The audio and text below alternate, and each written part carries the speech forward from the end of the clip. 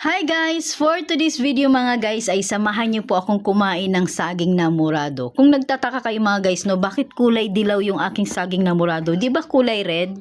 Ako rin guys no, nalilito rin kasi nga nag-message yung aking friend, sabi niya bakit daw kulay dilaw yung aking murado na saging.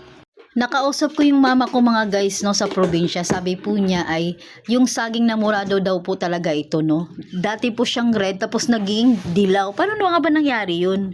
Sa may mga alam dyan mga guys no, lalong-lalo na yung nagtatanim ng mga saging dyan. Ayan, pa-comment naman kung bakit nga ba nangyayari yung ganito. Guys, yung panahon nga nagbabago, di ba? Yung tao rin nagbabago, akala mo mabait, yun pala hindi. Charlan! Kung sa bagay, parang pag-ibig lang din yan. Sabi sa'yo, ikaw lang mahal, tapos meron na pala siyang iba. Ouch! So mga guys, no, ganun talaga siguro may mga pagbabago. Hanggang sa muli mga guys, huwag niyo po akong kalimutang i-subscribe. Thank you for watching. Bye!